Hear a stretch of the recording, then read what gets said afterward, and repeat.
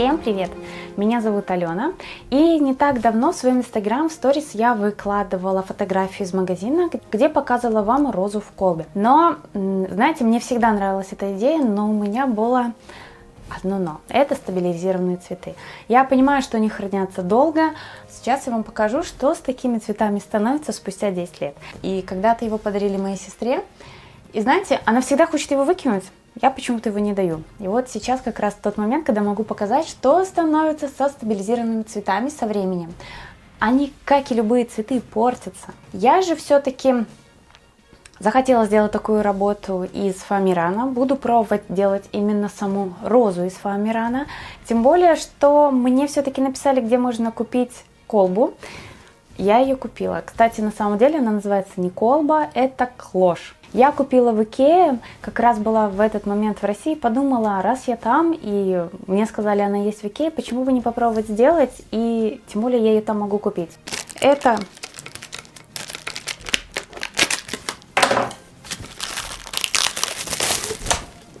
высотой я брала эту колбу, я ее буду называть так, потому что мы привыкли, в принципе, к такому названию. Размером 19 сантиметров, там еще были побольше, но такую огромную розу делать я не вижу смысла. Интересная идея, когда в такие колбы делают очень интересные композиции, которые связаны с чем-то. Мне нравится эта идея. Мне кажется, туда очень здорово помещать также и природные материалы, делать букеты из каких-то сухоцветов. Будет смотреться очень-очень здорово. Ну а мы с вами приступаем. В работе можно использовать совершенно любой фоамиран. У меня иранский по толщине 1 мм. Не берите фоамиран толще, так как будут цветы уже менее реалистичные. Первое, что я делаю, это заготовки. Заготовки для листиков и чашелистика. Для чашелистика я взяла заготовку 6,5 на 6,5 см, а для листиков 4 на 5. Чтобы листики были красивые, нам нужен молд. Используйте любой, который у вас есть. Нагреваем фоамиран на утюге, отпечатываем. Хорошо прижимая, чтобы все прожилочки были видны, и вырезаем форму листа. Я немного увлеклась созданием листиков, поэтому сделала их очень много. По итогу вам понадобится всего лишь 4 штучки. Так как у меня оливковый фоамиран и другого более травяного цвета не было, я буду их окрашивать. Окрашивала я акриловыми красками Туру. Окрашиваю с обеих сторон. Ну и, конечно, не забываем про чашелистик. Просто на глаз я вырезаю чашелистик и тоже его окрашиваю в зеленый цвет. И оставляем все хорошо сушиться. Окрашивать также вы можете совершенно любой масляной или сухой пастелью или любыми акриловыми красками.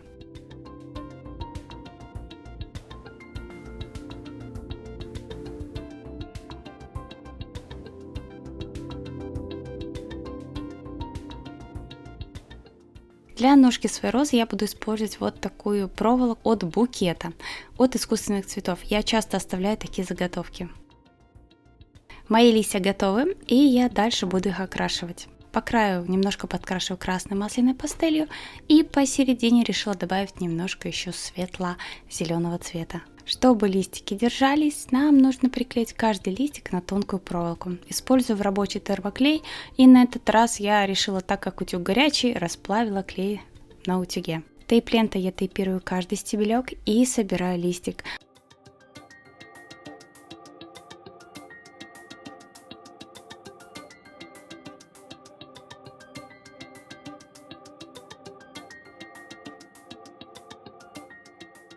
После тейпирования я еще этой же краской подкрашиваю и сам стебель, чтобы все по цвету было одинаковое. Ну и еще немного по краю я все-таки решила добавить зеленый, но это, наверное, было лишним. Чтобы листики блестели, покрываю акриловым лаком на водной основе. Переходим к самой розе. Нам понадобится 17 лепестков размера 3 на 3 см и 18 3,5 на 3,5 см. Вырезаем лепестки и будем их окрашивать. Окрашивать лепестки я буду масляной пастелью. Используйте те цвета, которые вам нравятся. Ну а теперь к самому окрашиванию. Светло-розовым цветом я окрашиваю сверху все маленькие лепестки. Ну и из них всего лишь 7 лепестков я снизу подкрашиваю зеленым. Теперь придаем красивую форму лепестку, складываем в гармошки, прокручиваем, выгибаем посередине и закручиваем лепесток сверху. Таким образом я обрабатывать буду все свои лепестки. При желании можно лепесток сразу нагреть, а потом скручивать. Я же люблю все делать сразу руками. У нас получается вот такие маленькие лепестки. Большие лепестки я делаю точно таким же образом, только не использую розовую масляную пастель, а снизу добавляю немного зеленого.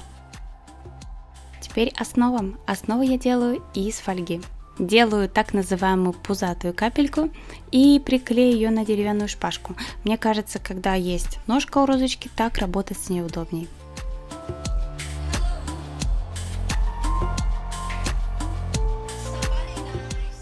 Сформировали капельку, размером она получилась где-то 3 на 2 сантиметра. И начинаем приклеивать лепестки. Первые лепестки идут просто с розовым верхом. Первый лепесток я хорошо приклеиваю к фольге, чтобы нигде ничего не просвечивало. Второй лепесток приклеиваю напротив. Использую в работе термоклей, можно использовать и секундный суперклей. Или тот клей, которым вы привыкли работать.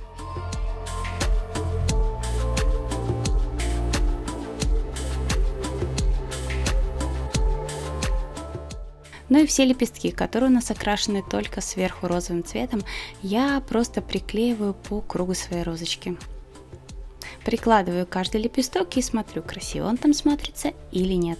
Таких лепестков у нас всего 10 штук.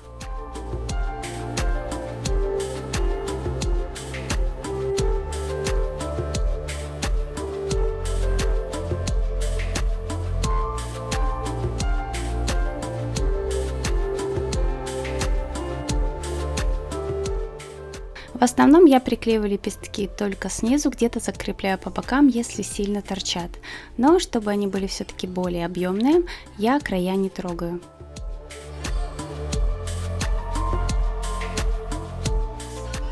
После того, как приклеила первые лепестки, можно слегка еще подкрутить. Теперь приклеиваем оставшиеся 7 маленьких лепестков и делаю с них один ряд лепестков. И приклеиваю их на одном уровне с теми лепестками, которые приклеивали до, чтобы форма розы была красивая.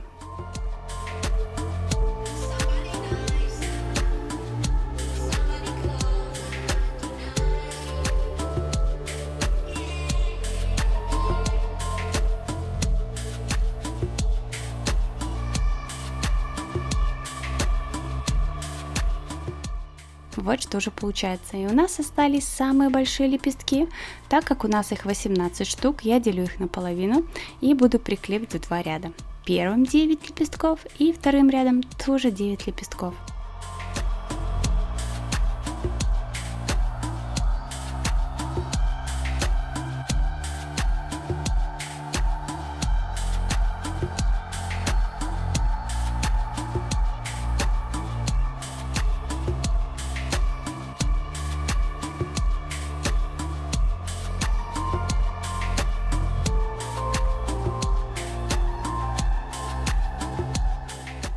Ну и вот, моя розочка готова. Она у меня получилась в диаметре где-то 7,5-8 сантиметров.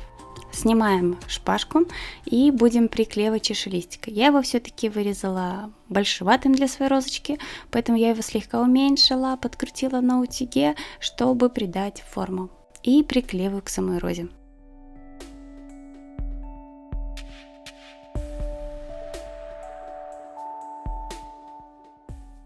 После чего уже я приклеиваю стебель к розе. Вот что у меня получается.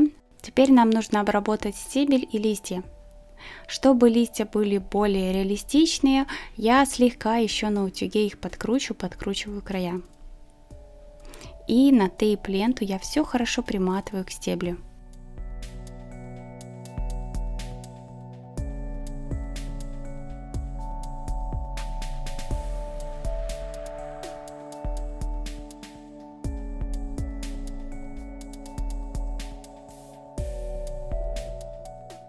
И вот тут обязательно примеряйте свою розу.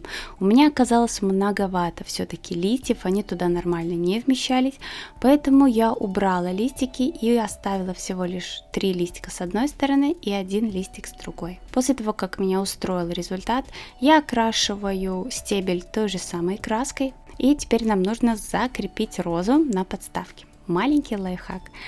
Магнит. Так как эта подставка металлическая, магнит просто идеальный вариант. От детских магнитов я один такой вырвала, Наношу сверху клей и приклеиваю розу. Смотрите только, чтобы розочка у вас стояла ровненько.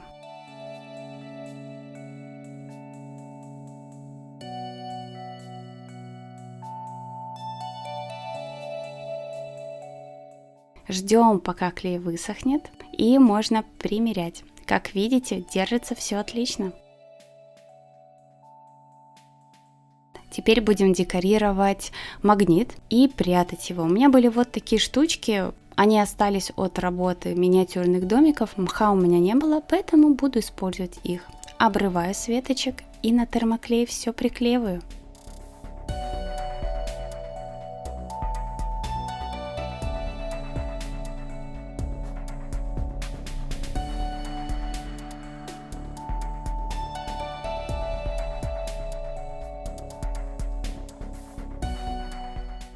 Обязательно протирайте поверхность, чтобы не оставалось отпечатков пальцев, и можно прикрепить розу. Я забыла, нам еще понадобится 2 маленьких лепестка розы, которые делаются точно так же. Просто кладем их снизу, накрываем колбой и готово.